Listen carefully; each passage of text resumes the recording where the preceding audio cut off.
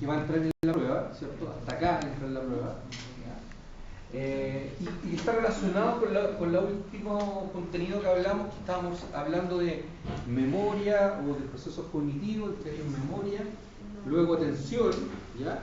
Y vamos a profundizar el día de hoy específicamente en los mecanismos neurobiológicos del aprendizaje y ver si es que alcanzamos a ver algo de lenguaje, ¿ya? Ok, esto es un contenido que por favor pongan la atención porque más allá de la prueba, ¿cierto? Es importante como que lo tengan claro, ¿ya? Ok, ahí hay dos imágenes. Entonces lo que se plantea ahí como pregunta es ¿qué tienen en común estas imágenes con el aprendizaje? ¿Qué podrían decir ustedes? Es la primera vez que me encuentro. ¿Ya? ¿Qué más? Que se necesita contención. Que se necesita contención, ok. ¿Qué más? Mucha atención. Ya, se necesita atención también, ok. Son ejemplos de aprendizaje motor, ¿ya? Por un lado, ¿cierto? Está ese niñito ahí aprendiendo a andar en bicicleta y luego, ¿cierto? Ahí una señorita que está aprendiendo a conducir. Al principio puede ser frustrante, ¿cierto? Los niñitos se frustran porque no logran aprender a andar en bicicleta. Lo mismo acá, ¿cierto? Una persona se frustra cuando no logra aprender a manejar en corto plazo, ¿no? Pero después cuando ya esto es un aprendizaje adquirido y lo puedo manifestar en todo orden de cosas, ¿cierto? Puedo ir escuchando después música, mientras voy manejando, puedo ir hablando con otra persona en el auto y voy pasando los cambios, prendiendo el intermitente, conociendo las proporciones de mi auto, doblando. En realidad, ¿cierto? No tengo ningún tipo de problema. Pareciera ser que el aprendizaje ya está, ¿cierto? Ya está. Entonces son ejemplos de aprendizaje motor y que pareciera ser que hay como emociones que están involucradas ahí, ¿no? De repente uno no se olvida de ciertas cosas que aprende, cuando la primera vez que aprendió a nadar, qué sé yo, a andar en bicicleta o a manejar, cómo fue ese proceso, ¿ya? Y el aprendizaje en ese sentido es un fenómeno que es muy complejo, es multifactorial, ¿ya? Hay personas que en realidad necesitan tener una motivación extra para poder aprender. Hay otras personas que en realidad basta con ser disciplinado y no me interesa si esto es entretenido o no, yo lo voy a aprender igual. Y todas las personas no funcionamos de la misma forma, ¿ya? Hay elementos o hay factores que propician mejor el aprendizaje. Por ejemplo, a mí me gusta explicar, ¿sí? Yo finalmente a veces siento que aprendo cuando explico las cosas, ¿sí? Por eso me gusta hacer clases, ¿ya? Hay otras personas que aprenden mejor, por ejemplo, dibujando, haciendo dibujos, esquemas. Hay otros que les gusta subrayar, en fin, cada uno de acuerdo a su sensorialidad, ¿cierto? Tiene pareciera ser predilecciones, ¿sí? Definitivamente para aprender necesitan memoria y atención, eso es lo básico, ¿sí? Y después todos los otros factores. Sobre todo, yo diría que hay elementos que son factores internos y factores externos que propician el aprendizaje, ¿ya? Una predisposición, por ejemplo, para el aprendizaje pareciera ser también requisito, ¿no? Porque tú puedes tener todas las ganas de aprender, puedes tener toda la motivación para aprender algo en particular, pero resulta que si tienes hambre, tienes sueño, estás cansado, estás cansada, eso del aprendizaje parece que no funciona mucho tampoco, ¿cierto? O por otra parte, estás descansadito, dormiste, estás con energía, te levantaste porque vas a ir a aprender algo que tú realmente quieres aprender, estás motivado, pero la forma en que estás aprendiendo parece que no te acomoda mucho y tampoco, ¿ya? Entonces, a algunos les gusta ver videos para aprender, a otros les gusta escuchar para aprender, en fin. Nuevamente volvemos al mismo tema de ciertas predilecciones sensoriales para aprender. ¿Ya? Ok. Acá tenemos otro ejemplo. ¿Ya? ¿Cierto? Una señorita ahí, creo que es, ¿cierto?, que está intentando aprender a surfear, ¿cierto? Y aquí está una niñita, ¿cierto?, con alguien, digamos que es la mamá, ¿cierto?, aprendiendo, qué sé yo, vocabulario, algo. ¿Ya? Y eso también es muy importante en conjunto con estas dos imágenes, ¿ya?, en que pareciera ser que el aprendizaje involucra necesariamente una experiencia. ¿Sí? Entonces, más que una situación, más que una estrategia, diría yo que el aprendizaje es una experiencia. ¿Sí? Entonces, en el sentido de que uno quiera promover esto, estoy hablando de aprendizaje en el más amplio sentido de la palabra. No estoy hablando de aprendizaje intelectual o aprendizaje motor. Para el cerebro es lo mismo, es aprendizaje. ¿Sí?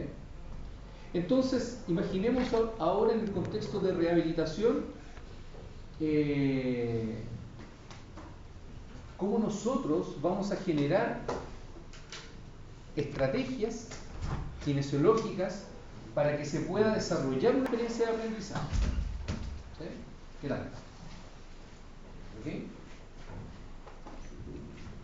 Tiene que ser una experiencia, definitivamente.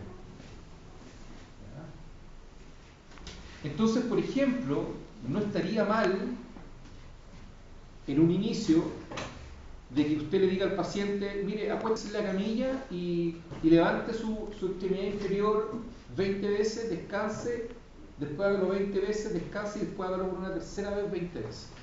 Ahí usted está aplicando, mira, 3 series de 20 repeticiones. No estaría mal, ¿ya?, en estricto rigor, pero definitivamente no contribuye mucho a la experiencia. ¿Ya?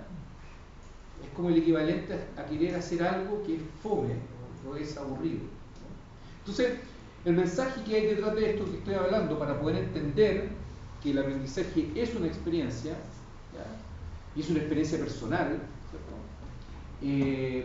sería muy útil que ustedes pudieran transmitir esto en el desarrollo de sus programas de tratamiento. ¿Cómo hago si es que quiero enseñarle o rehabilitar la marcha de una persona? ¿Cómo hago para que esto sea una experiencia en particular? ¿Ok? Y eso acarrea otro dilema, porque pareciera ser, para que haya una experiencia también tiene que haber algo desafiante, ¿cierto? Algo desafiante pero que sea alcanzable. Porque si yo les digo, mira, chiquillos, en una semana vamos a aprender a hablar inglés todo, pero tienen que hacerlo, o sea, no hay excusa. Si no tienen un 1. Y eso sería tremendamente frustrante para nosotros, ¿cierto? Nadie aprende tan rápido a hablar inglés. Entonces ahí la experiencia va a generar después una obstaculización para el aprendizaje. Después, cuando quiera aprender a hablar inglés otra vez, me van a nombrar la palabra en inglés y me voy a frustrar inmediatamente, ¿cierto? Entonces, en un proceso de rehabilitación motora, en un proceso de rehabilitación psicológica, en un proceso de lo que usted quiera, ¿cierto?, el aprendizaje tiene que ser una experiencia. ¿Qué es lo que es el aprendizaje desde el punto de vista de la neurociencia? Lo vamos a leer textual. Dice, el aprendizaje desde una perspectiva neurocientífica puede definirse como un proceso mediante el cual se producen cambios duraderos en la estructura y en la función del cerebro en respuesta a la experiencia. ¿Okay? O sea, tu cerebro es de una forma, de la forma A, pero tú viviste una experiencia, eso va a generar un cambio duradero en tu cerebro, y ahora tu cerebro ya no es de la forma A, es de la forma B. Es decir, para que haya aprendizaje, tienen que haber cambios duraderos.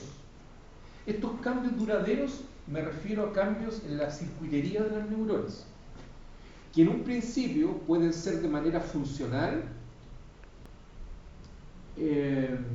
pero que necesariamente a nosotros nos gustaría que fueran de manera estructural. Me explico. El día de mañana usted decide aprender a tocar un instrumento, guitarra. Nunca antes ha tocado guitarra. ¿Ok? Entonces va a haber un profesor, una profesora de guitarra, le va a empezar a enseñar, mira, estos son los acordes básicos, do, re, mi, fa, sol, la, si, do. Y usted va a empezar, va a ser tremendamente difícil, tiene que empezar a tener maniobras en sus dedos para hacer las notas musicales. Y la profesora va a decir, mire, ¿sabe qué? Vamos a empezar con 3 acordes. ¿Ya? Una canción muy sencilla. Y usted a lo largo de la semana se va a dar cuenta, no se va a dar ni cuenta cuando va a empezar a cambiar de una nota a otra. La, sol, mi, en fin. Y va a sacar la canción, va a estar más fluida. Entonces uno puede decir, oh, estoy aprendiendo a tocar guitarra. Y estoy sacando mis primeras canciones con 3 acordes. Y eso, nosotros podríamos intuir que está ocurriendo un cambio. Efectivamente estás aprendiendo, pero estás teniendo un cambio, yo diría que funcional. ¿Ya? ¿Por qué? Porque si tú dejas de practicar la guitarra por 5 meses, qué sé yo, y luego quieres acordarte de esa canción, te va a costar. ¿Cierto? Te va a costar. Entonces necesitas que ese aprendizaje pareciera ser que tiene una curva. ¿Sí? Una curva en donde va a llegar un momento en que tú no te vas a olvidar más de tocar guitarra. Es como lo que ocurrió cuando aprendiste a andar en bicicleta. ¿Ya? Entonces a lo mejor hace mucho tiempo que no andas en bicicleta, pero tienes la seguridad que si ves una bicicleta vas a poder andar. Es decir, ese cambio que ocurrió, esa circuitería que significa andar en bicicleta quedó estructuralmente fija. ¿Qué es lo que implica el aprendizaje? Implica modificación de las conexiones neuronales, dice ahí, tanto a nivel sináptico como a nivel de circuitos neuronales, que conducen a la adquisición, almacenamiento y recuperación de la información. Eso suena mucho memoria, ¿cierto? Porque el aprendizaje incluye la memoria.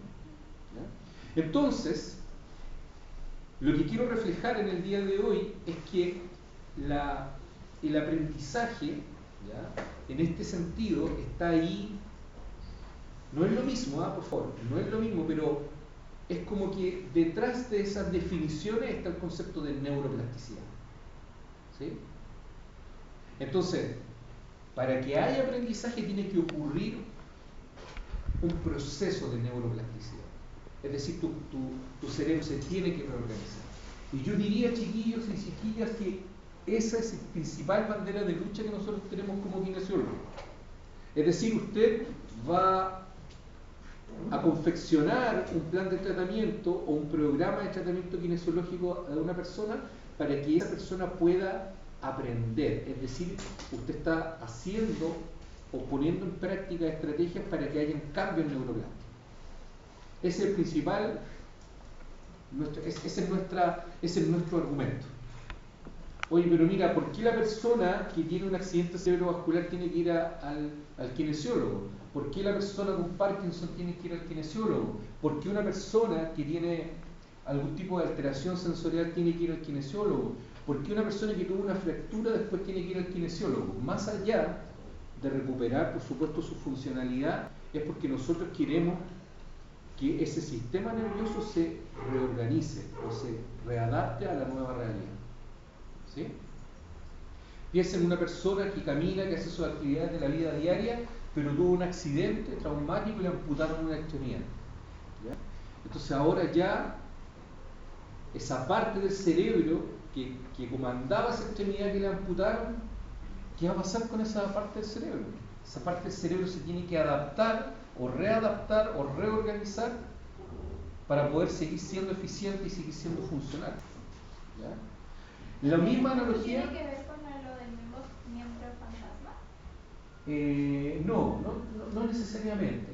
Lo que estoy tratando de ilustrar ahí es que básicamente tú tienes, más allá que el miembro fantasma sea una consecuencia derivada de una amputación, lo único que yo estoy queriendo decir es que en tu cerebro tú tienes neuronas que comandan tu extremidad.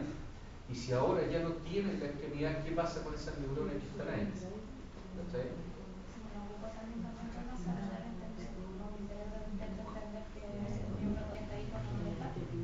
No, pero eso es miembro fantasma, eso es una consecuencia, ¿cierto?, Lo que yo estoy hablando es que qué pasa con esas neuronas que están en tu cerebro ahí. Estas neuronas que están acá están especializadas en comandar la extremidad superior derecha, pero ahora ya no las tienes.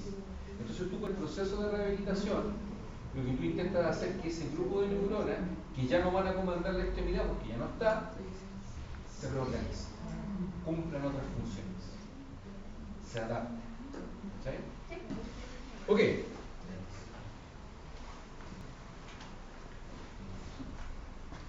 Sucede algo similar, por ejemplo, con un accidente cerebrovascular, con este famoso que le llaman ACV. ¿Ya? Tú tienes un cerebro intacto y la persona tú tiene tiene una lesión cerebral que hace que hay un grupo de neuronas que mueran. ¿Ya? El proceso de isquemia cerebral. ¿Ya? Entonces, ¿qué es lo que sucede? Que el cerebro que antes tenía 86 millones de neuronas, resulta que ahora tiene, estoy inventando, 80.000 millones de neuronas. ¿Por qué? Porque tuvo una ACV, una zona infartada. Esas neuronas nunca más se van a volver a reparar. Y la persona queda con una secuela, una hemiparesia. Entonces, ¿qué es lo que intento hacer yo desde los procesos de rehabilitación? Que con lo que me quedó, es decir, con los 80 millones de neuronas, se puedan reorganizar de una forma diferente para que esa persona siga teniendo la mayor capacidad funcional posible. Es decir, yo con mis tratamientos promuevo la neuroplasticidad. ¿Ya? En términos cotidianos nosotros queremos que esa persona reaprenda o genere aprendizaje motor. Pero detrás de ese aprendizaje motor hay neuroplasticidad. Entonces, en rehabilitación, la neuroplasticidad se trata de que las redes neuronales que están ahí, ¿cierto? Alteradas, porque resulta que en una red neuronal participaban 10 neuronas y ahora no hay 10 neuronas, hay 8 o hay 7, tienen que volver a reorganizarse de manera tal que puedan restaurar una función. La neuroplasticidad es el proceso neurobiológico que permite adaptarse, aprender en todos sentidos, intelectualmente o motrizmente. Entonces, cuando usted dice quiero aprender inglés y resulta que no ha aprendido inglés en lo absoluto y lleva un año tratando de aprender inglés y no pasa nada, no avanza en eso, significa que las redes neuronales que están tratando de conectarse y que se traducen en el aprendizaje inglés están muy débiles o no han hecho match todavía en el lenguaje actual. ¿Y por qué? Bueno, hay que buscar la forma de por qué, ¿no? Tratar de entender por qué no se están conectando. A lo mejor la estrategia que estoy utilizando no es la adecuada. Creo que la neuroplasticidad se da más en niños que en adultos. Sí, creo que voy a explicar eso. Lo voy a explicar. ¿Sí? Conozcamos entonces, dice ahí, cómo se ilustra la neuroplasticidad antes de continuar con el aprendizaje. Entonces, sabemos que el encéfalo puede cambiar, dice ahí, para adaptarse en diversas circunstancias. No solamente durante la infancia y la adolescencia, sino que también durante la edad adulta, dice, e incluso en situaciones de lesión cerebral, lo que significa que el cerebro es flexible y modificable. En otras palabras, en palabras sencillas, ¿qué significa eso, Sebastián? Significa que este proceso de neuroplasticidad del cual yo estoy hablando, donde un cerebro puede cambiar funcional y estructuralmente, es un proceso que se lleva a lo largo de toda la vida. Típicamente, hace muchos años atrás, 20, 30 años atrás, se pensaba que la neuroplasticidad era un fenómeno que estaba circunscrito fundamentalmente a los niños. ¿Ya? Algunos autores decían, mira, los primeros 3 años es lo más importante. Otros autores después dijeron los primeros 5 años. Otros autores dijeron en los 7 años. La última investigación está diciendo que entre los 9 años, los primeros 9 años, es la edad en donde estos cambios neuroplásticos tienen su tasa más alta. ¿Ya? Más alta.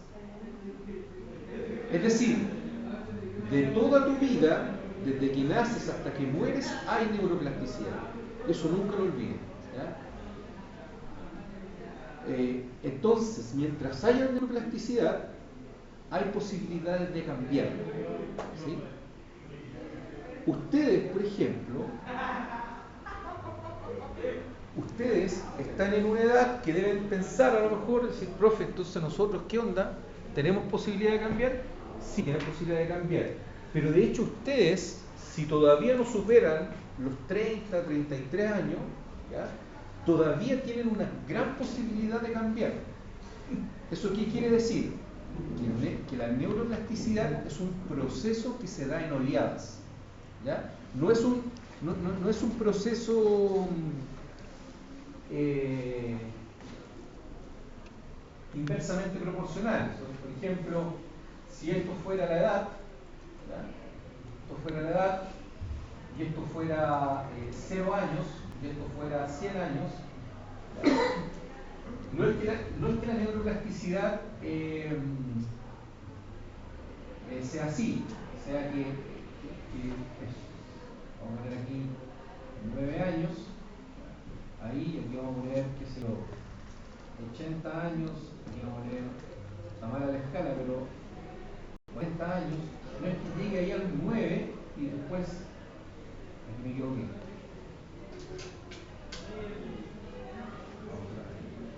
Edad. 9 años, 15 años,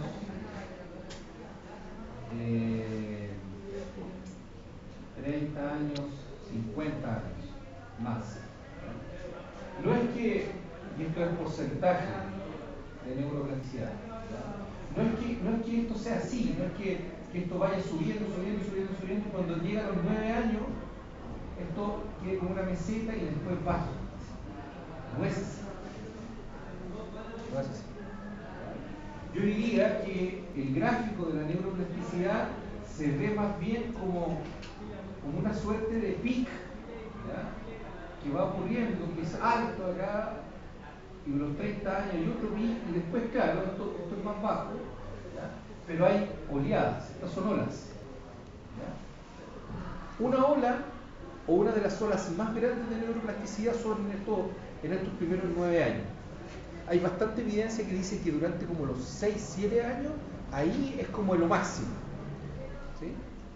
Que es donde aprendemos a escribir, aprendemos a leer, estamos hablando con un mayor repertorio de lenguaje, parece, tenemos más habilidades motoras, ¿ya? Aprendemos a andar en bicicleta, aprendemos a nadar, aprendemos a correr, saltar, en fin, como que todo lo esencial se asienta por ahí entre los 6-7 años. ¿Ya? El punto es que la primera infancia es fundamental, ¿sí? Por eso todas las medidas de las políticas públicas debiesen estar enfocadas en eso. ¿Sí? Ahora, tampoco es que después de tener 9-10 años ya pase nada conmigo. No, si esto son oleadas. Después, como por acá, por el periodo de la pubertad, también hay un importante cambio en tu cerebro.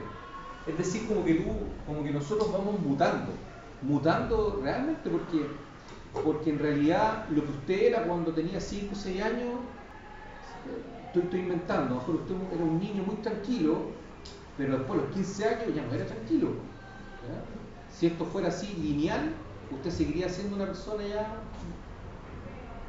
no tan tranquila, pero tranquilita igual. Pero después cuando entra a la universidad, por acá, 18, 19, 20 años, por ahí hay otro pico.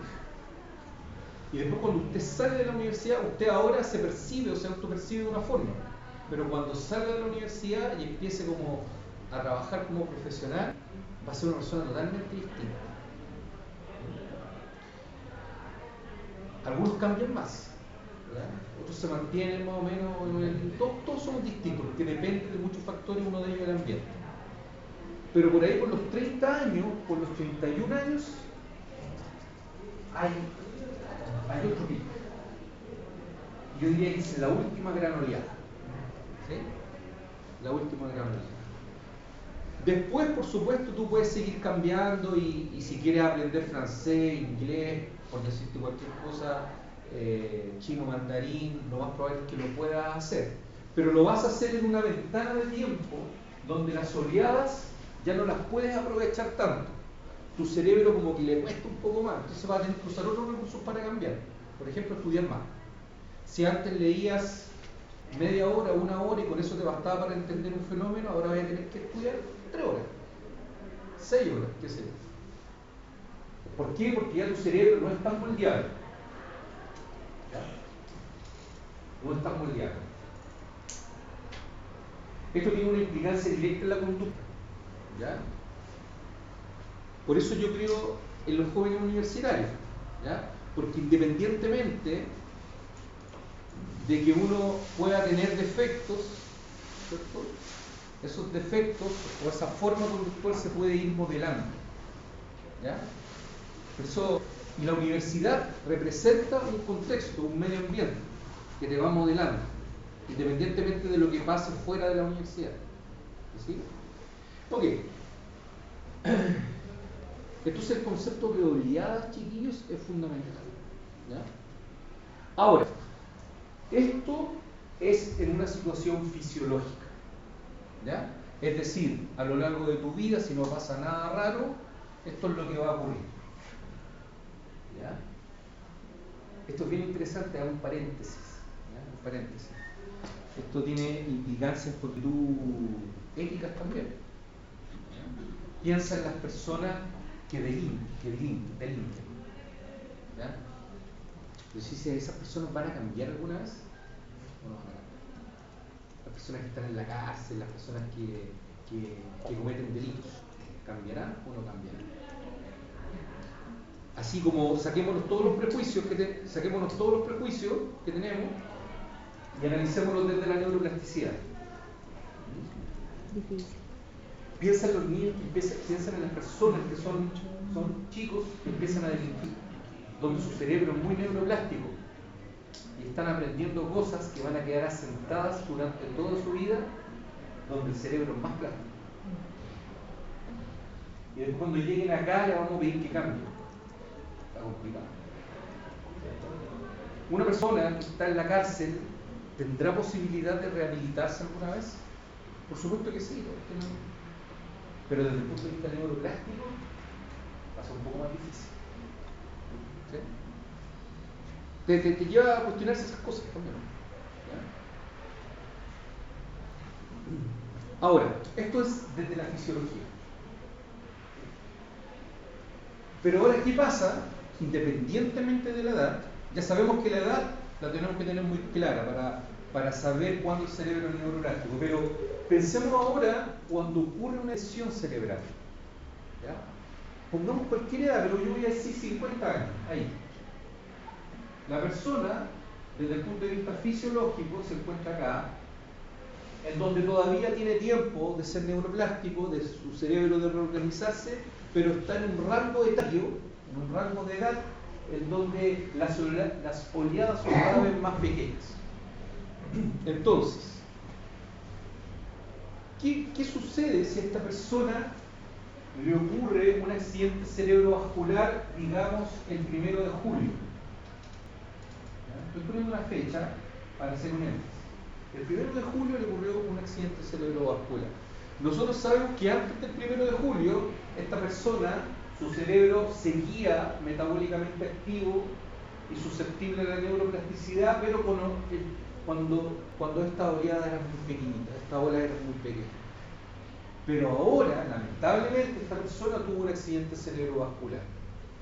Llegó al hospital, lo hospitalizaron, tuvo pérdida de conciencia, le hacen un examen, este caballero tiene un trombo en una arteria, la arteria cerebral media, accidente cerebrovascular. La verdad estuvo así un buen rato y lo más probable es que sacamos una resonancia nuclear magnética y observamos que hay un foco infartado. Entonces lo más probable, esperamos, todavía no sabemos la magnitud, pero nosotros esperamos que esta persona a lo mejor tenga algún tipo de secuela, lo más probable.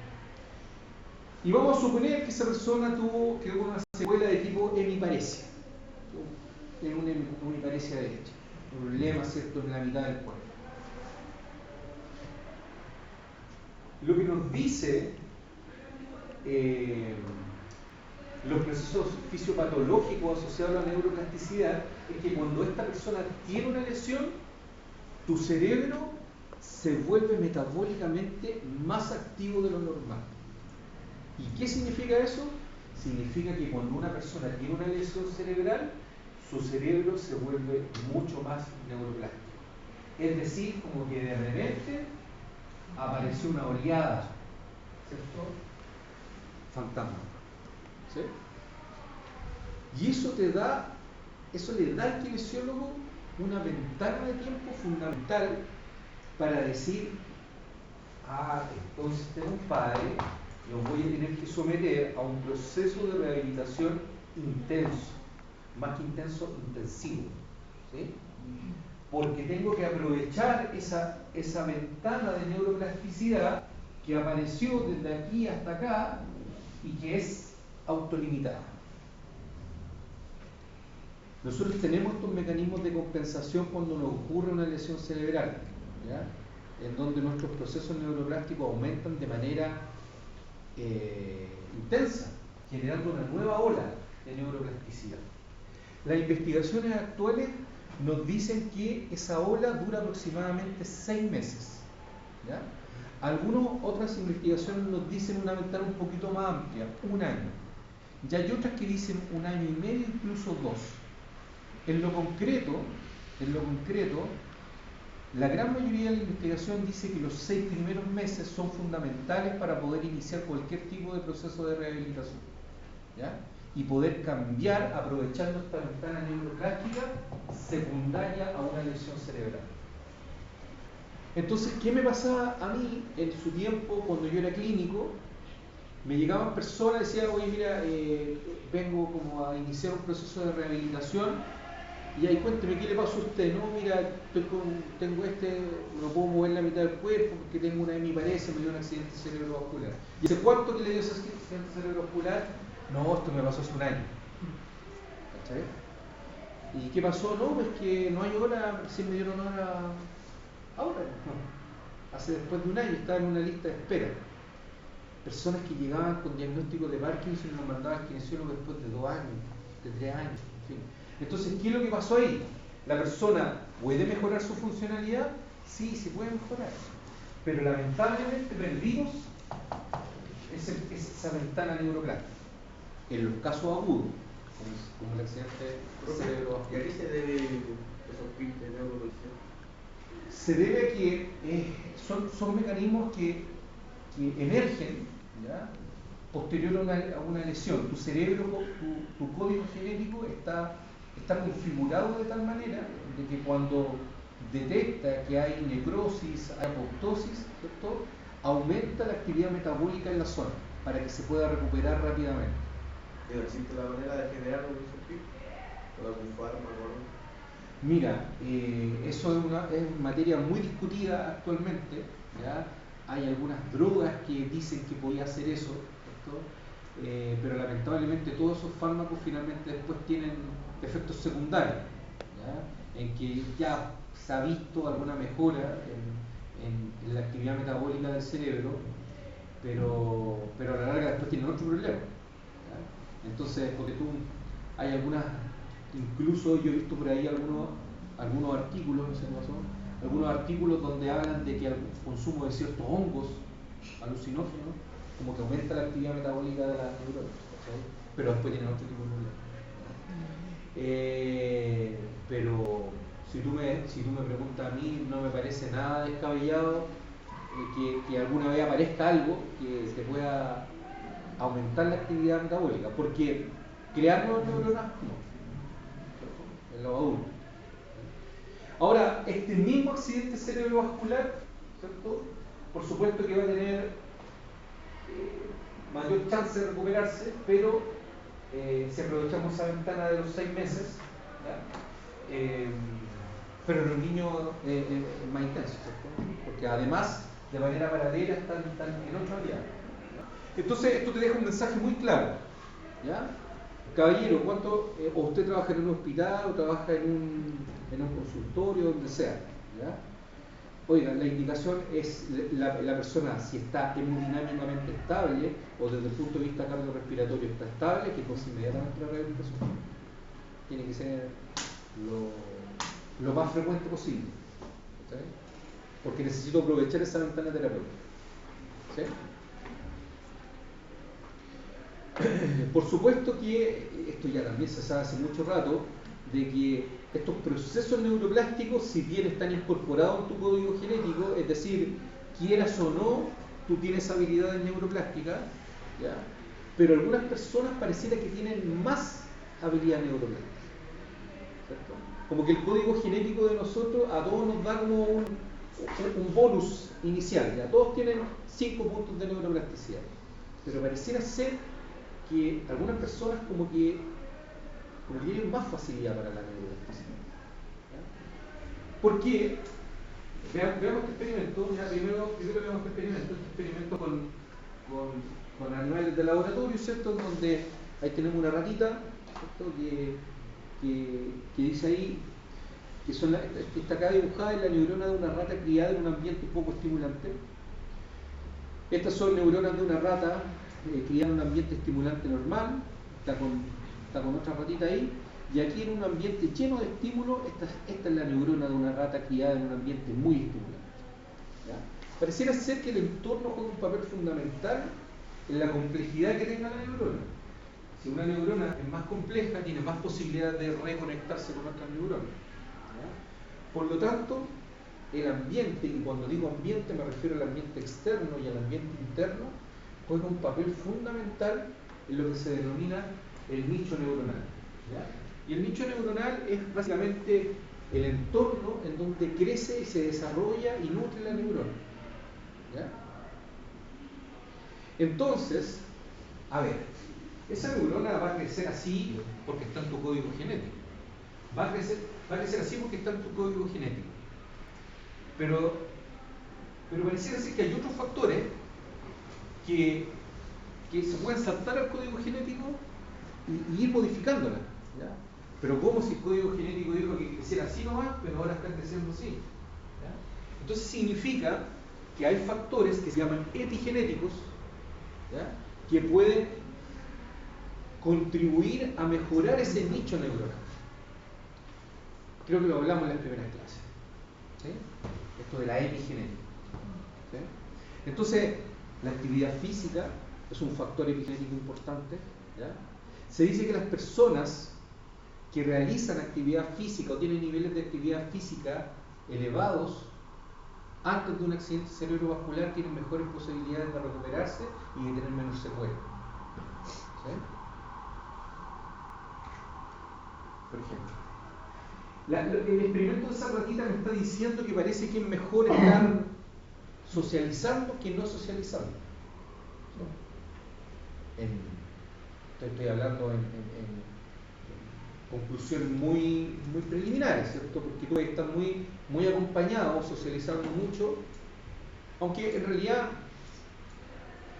esto no necesariamente implica una respuesta positiva, porque tú puedes estar acá socializando, pero en un ambiente negativo y aprender esas cosas negativas. O aprender, pero la alimentación también lo hablamos en algún momento que podría ser. Entonces, leamos lo que dice acá. El nicho neuronal no solo proporciona un ambiente físico y molecular propicio para el desarrollo de las células neurales, sino que también está influenciado por señales extrínsecas como factores neurotróficos, señales celulares y actividad neuronal circundante. Y todo eso te lo entregan los factores epigénicos. Ya hablamos en algún momento que cuando uno hace ejercicio libera BDNF, ¿se acuerdan? BDNF es un factor neurotrófico. ¿Desde cuándo y hasta cuánto somos neuroplásticos? Ya respondimos a esa respuesta, respondimos a esa pregunta, ¿cierto? Y diría, ¿cierto yo, que desde el útero materno nosotros somos neuroplásticos y estamos desarrollando todo eso. No da lo mismo una mamá sedentaria que una mamá que hace actividad física. ¿Ya? No da lo mismo una madre que tiene a su bebé en la guatita y que crece en un entorno socioemocional positivo versus uno negativo.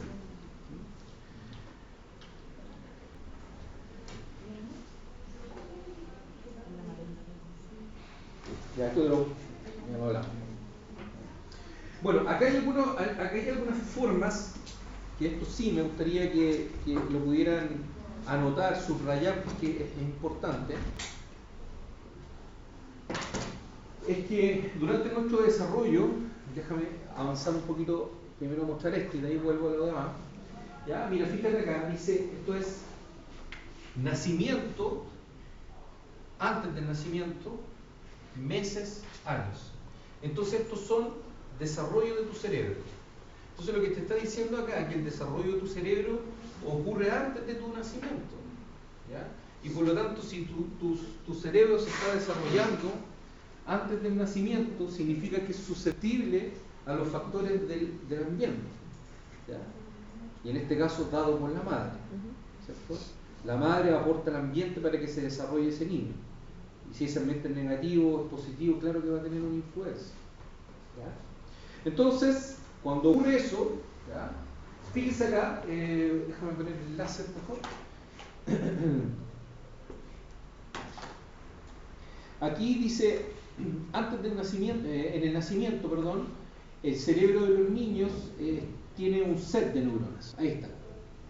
Hay 1, 2, 3, 4, 5, 6, 7, 8 neuronas, qué sé yo.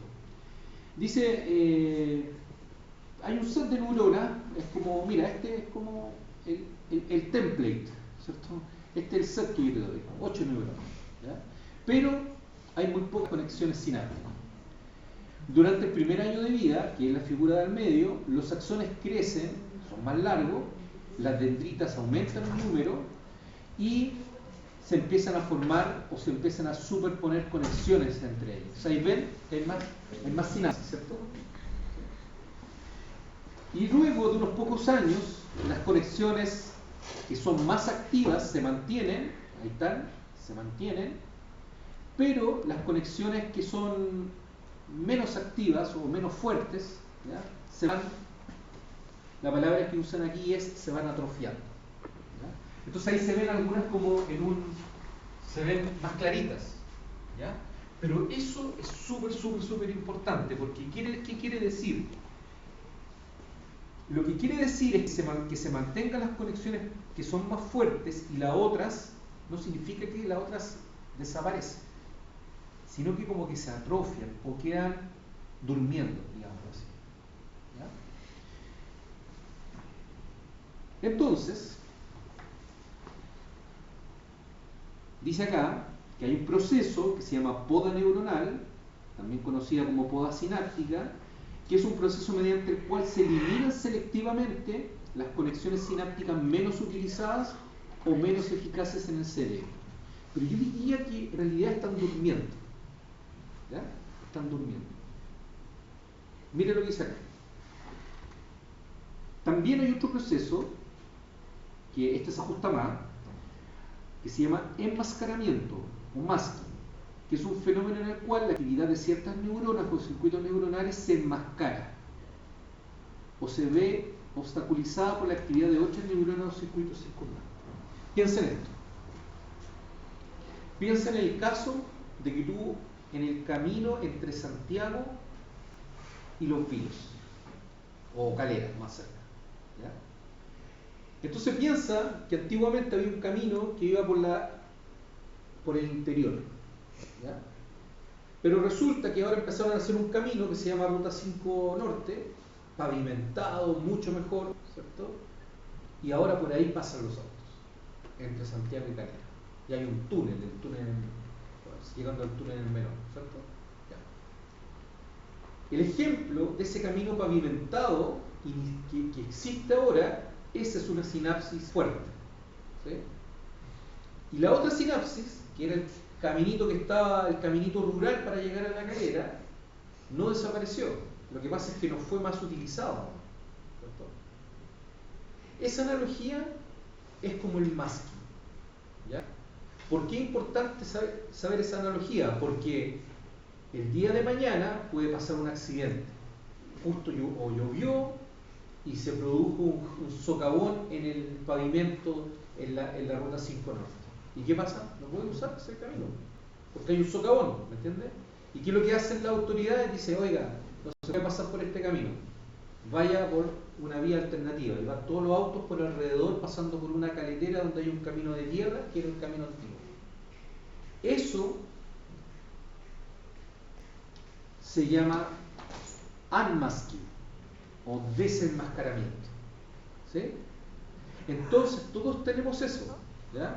En este momento las conexiones que están encendidas en su cabeza son las conexiones más fuertes que ustedes tienen, pero por detrás hay otras conexiones que están ahí que no se utilizan nunca y están ahí pendientes si es que alguna vez las vamos a necesitar, ¿ya?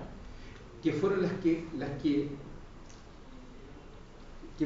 que quedaron enmascaradas, ¿sí? Ahora, la poda, la diferencia con la poda es que nosotros no podemos tener lleno de conexiones, sería muy costoso energéticamente para el cerebro. Entonces ahí ya cortamos esto y esto no lo vamos a utilizar. Pero estas conexiones podríamos utilizarlas alguna vez, así que las vamos a enmascarar. Y cuando hay una lesión cerebral, las desenmascaramos para que puedan. Entonces, veamos acá hay una lesión, esto es importante que lo puedan entender, acá hay una lesión, está ilustrado ahí con una tijera que está cortando esa sinapsis, ¿ya? Perfecto. Entonces, ¿qué es lo que pasó? Como se cortó esa conexión, degeneró esa neurona, ya no funciona, pero unmasking, desenmascaramos una y ya listo, ahí puedo volver a tener una conexión, ¿ya? O tengo otra opción, ¿ya? Degeneró esta conexión, ahí está, el resto que se lesionó, pero creció un brote, sprouting, así se llama. Son conceptos técnicos, por eso está puesto en inglés, ¿ya? Tú también le puedes decir brote neuronal, ¿ya? Pero el sprouting es un fenómeno que puede ser, por ejemplo, producto del ejercicio, del entrenamiento. Entrenamos una función con el objetivo de que yo sé que en el cerebro va a crecer un brote neuronal por el estímulo. Sprouting. Bueno, también puede ocurrir, ¿cierto? Esto que como una suerte de trasplante, ¿cierto? Ya sabes que nada que hacer entre la neurona A y la neurona B, pero para que no muera la neurona B, otra neurona viene y se reconecta, ¿cierto? De otra zona, ¿sí? Son formas que tiene nuestro sistema nervioso de poder reorganizarse o adaptarse. Entonces, eso es lo que me gustaría como dejar sentado el día de hoy. Es decir, cuando uno dice que la neuroplasticidad es la capacidad que tiene nuestro cerebro de adaptarse o de reorganizarse, este ejemplo de la lesión cerebral es muy bueno.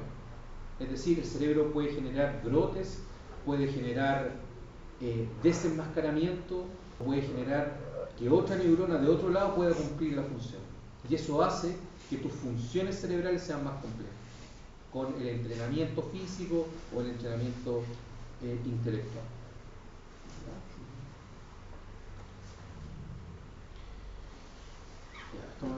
Bueno, déjame ver la hora porque está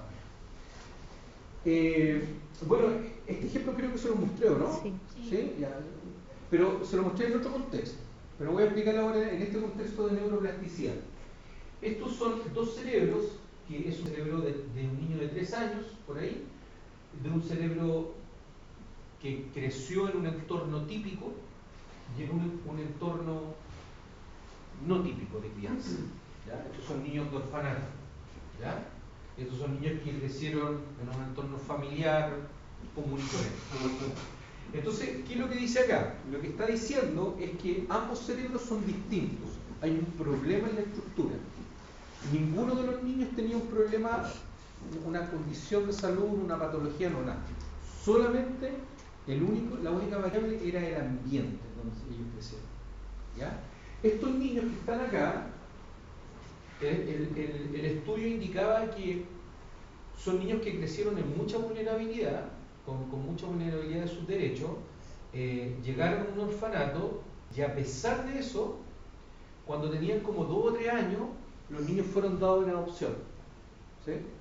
Y cuando fueron dados en adopción, se reintegraron a un núcleo familiar y siguieron la misma vida que estos niños, ¿sí? Lamentablemente, a pesar de eso, a pesar de que los niños más pequeñitos pudieron reintegrarse a su familia, nunca se pudieron, si bien crecieron, su cerebro creció, nunca se pudo equiparar con el cerebro de los niños que no tuvieron esa vulneración, ¿ya? Entonces, ¿qué quiere decir eso? Lo que quiere decir es que pareciera ser que el cerebro también tiene periodos críticos donde ocurren ciertas funciones o ciertos cambios estructurales. ¿Ya? Entonces, piensa, estos niños, Periodo crítico. periodos críticos, sí, periodos críticos de desarrollo neuronal. Estos niños crecieron en un orfanato, 2, 3 años en un orfanato, después se fueron a una familia, y uno podría suponer de que, ok, ahora que ya están en un ambiente mucho más enriquecido, en algún momento se van a nivelar con estos niños, y no se nivelan nunca. ¿Ya? No se nivelan nunca. Desde el punto de vista de la estructura. ¿Ya? Entonces, pareciera ser que ciertas habilidades, ciertas destrezas, ciertas funciones están asociadas con ciertos periodos de la vida. Por eso se llaman periodos críticos. Por ejemplo, cuando tú naces, ¿ya? Cuando tienes 0 meses de vida, tu visión es muy pobre. Tus fotorreceptores son muy poco funcionales. De hecho, si nosotros pudiéramos ver cómo ve un niño de 0 meses, veríamos borroso. Borroso, nada. El papá o la mamá se acercaría al bebé y el bebé, la verdad, lo que estaría recibiendo serían puras manchas y en blanco y negro.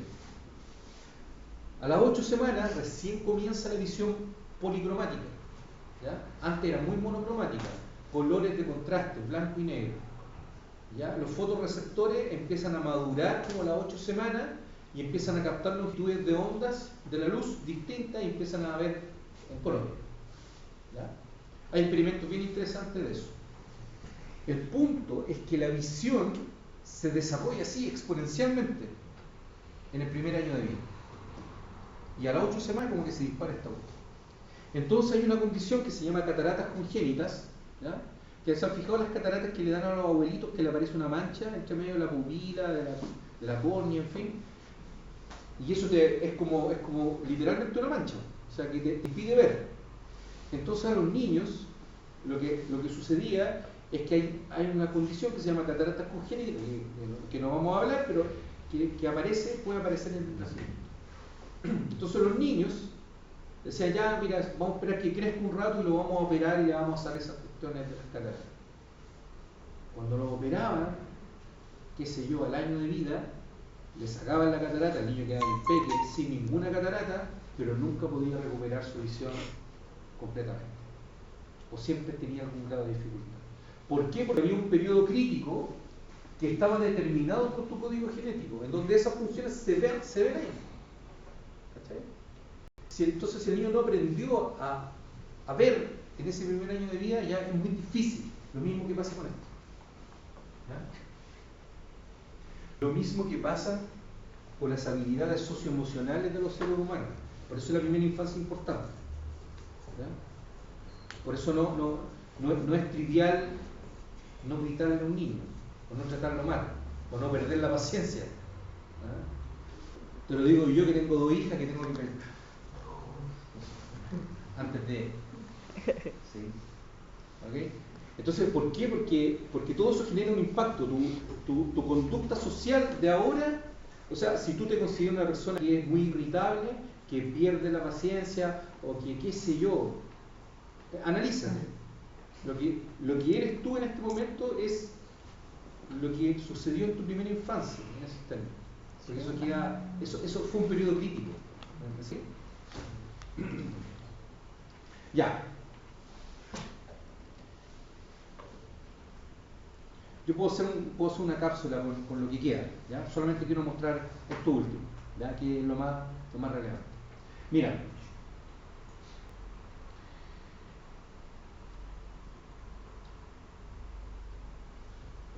Acá. Por esto voy a terminar. Este es el resumen de lo que me salté ahora. Yo lo voy a explicar en una cápsula pequeña. El aprendizaje motor, ¿ya? Usted está en un proceso de rehabilitación con una persona y usted quiere enseñarle algo, ¿ya? Enseñar a tocar guitarra, enseñar a caminar, enseñar a usar sus manos para alguna situación, proceso de rehabilitación, ¿ya? El aprendizaje, ¿ya? Es un proceso que tiene cierta etapa, ¿ya? Un día yo voy siempre a La Serena, tengo familia allá, ¿ya? Y andaba con mi hija caminando un día en la mañana y dije, mira, están allá los chiquillos que están aprendiendo a surfear, ¿ya? Y yo fui para allá, me puse ahí cerquita con mi hija y yo dije, vamos a mirar cómo los niños se meten al agua. Y yo, súper ignorante, que no tenía idea de nunca surfear en mi vida, ¿ya? Y empecé a ver cómo practicaban esto, porque antes yo lo había visto. No sé si ustedes habían visto, por ejemplo, esta imagen de acá, esta, la primera. Sí. ¿Cierto? Como que se suben, ahí están en la orilla de la playa, en las escuelas de surf. Entonces me llamó mucho la atención eso. ¿Ya? Entonces, ¿cuál era la finalidad de esa metodología de poder enseñar cómo había que surfear? ¿Ya? Esa primera parte se llama práctica mental e imaginería. ¿Ya? Es decir, el instructor le dice ahí a los niñitos, esto es en surf, pero puede ser cualquier otra cosa. Dice, mire, ¿sabe qué? Súbase arriba de la tabla de surf y agáchese un poquito, imagínese que usted está surfeando ahora. Claramente no va a aprender a surfear haciendo eso, ¿ya? Pero es una primera etapa inicial, ¿ya? En donde se sabe hoy en día que cuando tú imaginas un movimiento, ¿ya?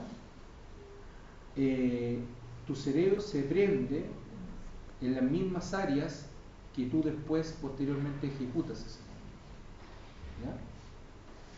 Entonces, por ejemplo, yo ahora estoy levantando los brazos hacia arriba, así, ¿ya? Y ustedes no están, y claro, en mi cerebro se prende el área del cerebro que mueve los brazos, ¿cierto? Pero si yo les digo a ustedes, mírenme cómo estoy moviendo los brazos, ¿ya? En el cerebro de ustedes se van a encender las mismas neuronas que le mueven los brazos a ustedes, ¿cierto? ¿Ok?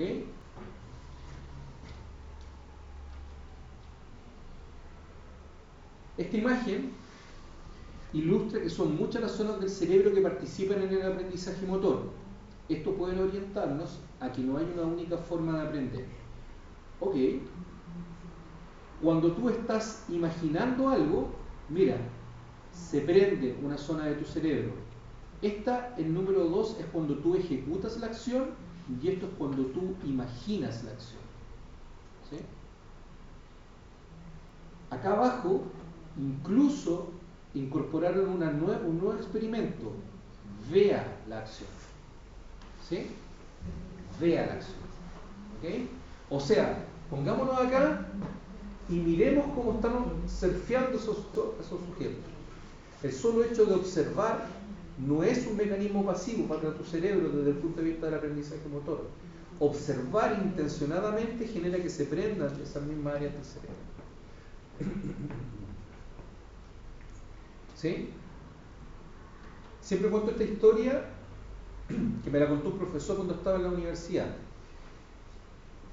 Esto es hace muchos años atrás, ¿cierto? El profesor me contaba que fue a hacer una pasantía a España, al Club Barcelona de España, de fútbol. Y justo se topó con un caso de que había un sujeto que había tenido una cirugía reciente, ¿sí? De su ligamento, qué sé yo, no sé, o una fractura. Por lo tanto, el sujeto no podía entrenar en la cancha porque estaba hospitalizado, obviamente. Pero ¿qué te dice la evidencia? Que mientras antes inicie el proceso de rehabilitación, mucho mejor para la recuperación. Pero eso no significa necesariamente ponerse a hacer ejercicio inmediatamente. El tipo no podía hacer ejercicio porque estaba recién operado, no podía mover la extremidad.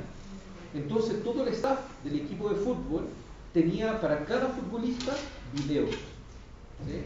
Videos de cada futbolista pateando penales, pateando tiros libres, lanzando centros, cabeceando, toda la cosa. Entonces llegaban los gallos, ¿ya? A la sala donde estaba el tipo en la camilla, ¿cierto? Acostado, y le colocaban un video y le hacían todos estos ejercicios de práctica mental y de imaginería, que era el mismo. Mira, vete tú mismo, aquí estoy practicando penales. Entonces imagínate, ahora estos son todos los penales que tú vas a lanzarlos hacia la derecha. Entonces imagínate cómo tú estás poniendo el pie de apoyo y pegándole, ¿cierto?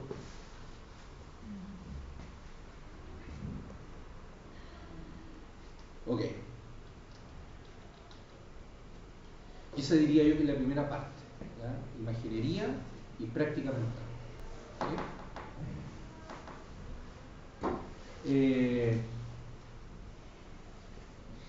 La segunda es el aprendizaje observacional, ¿cierto? Aparte de imaginar y aparte de practicar mentalmente, tú ahora observas, y lo expliqué recién. Ahora observamos cómo otra persona hace eso. Entonces yo me estoy situando en el lugar de la otra persona.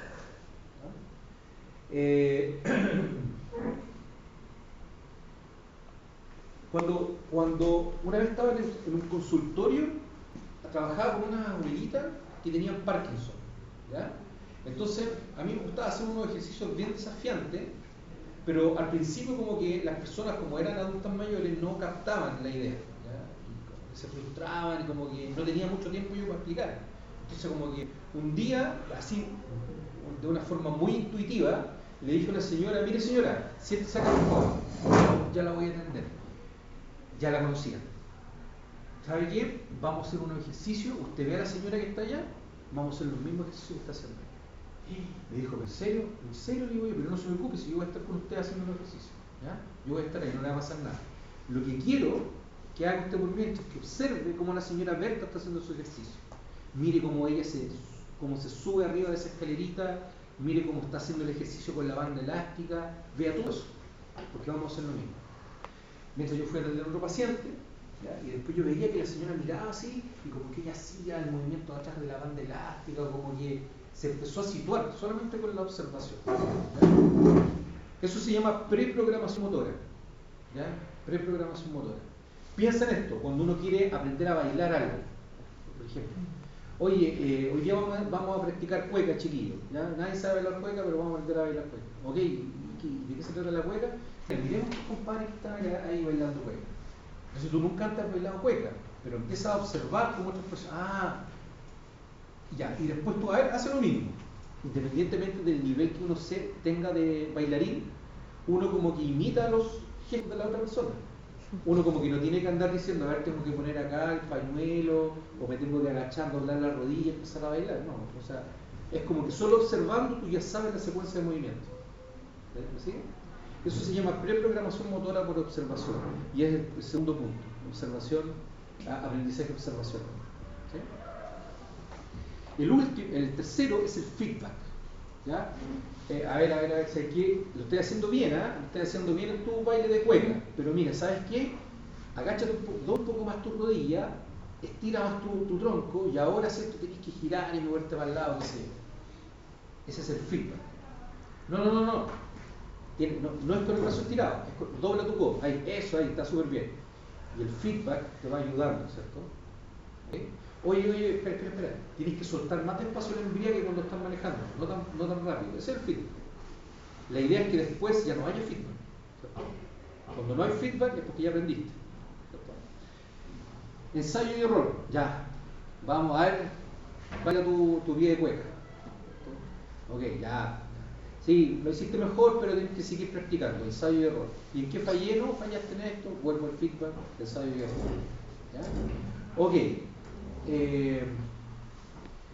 Práctica física de habilidades. Mira, el pie de cueca, compadre, dura 5 minutos, ¿ya? Entonces, si tú quieres mantener toda tu secuencia de movimientos de cuecas bien, tienes que mejorar tu capacidad cardiorrespiratoria, ¿ya?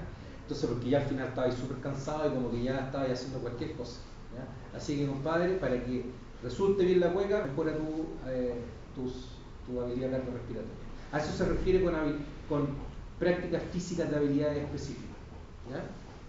Y luego, transferencia a la realidad. Ya, compadre, ahora llega el show. Vaya a lucirse de todo lo que aprendió a andar, bailar cueca. O ya, ahora llegó tu prueba de fuego. Métase a la Alameda manejando un auto solito, ¿cierto? Esa es la transferencia de la realidad. Cuando tú puedes transferir a la realidad, tú dices: esta persona aprendió, ¿ya? Ok. Entonces ahí, esta era la idea, ¿cierto? Ahí está el Alexis Sánchez practicando habilidades físicas específicas de su aprendizaje. Y después, claro, cuando hace el gol, no es porque hace el gol porque sí, sino porque parece que estuvo practicando antes, ¿cierto? Bien. Ahora piensen, con esto voy a terminar, ya estamos pasados, ahora piensen lo que ustedes saben de rehabilitación física o de kinesiología. Lo que nosotros hacemos es básicamente, llegamos hasta por acá más o menos, ¿no? Hasta la práctica de habilidades, porque estamos en un gimnasio, o estamos en un centro de rehabilitación, o estamos en un hospital, ¿ya? Nos falta esta otra parte, la transferencia a la realidad, ¿sí? No es lo mismo caminar en un treadmill para un abuelito, caminar en un treadmill despacio, que caminar en la feria, cuando va en la feria haciéndole, ajustándose posturalmente, evitando que otras personas lo empujen, ¿cierto?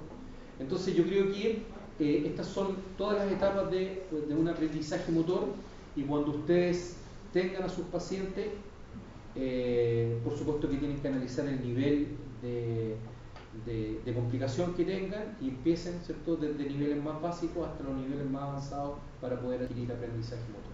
Pero ya saben que detrás de esto hay neuroplasticidad. ¿Sí? ¿Okay? Les voy a hacer una pequeña cápsula chiquitita de neuronas espejo, ¿ya? Que va a complementar esto que lo tengo acá, uso las mismas diapositivas. ¿Estamos?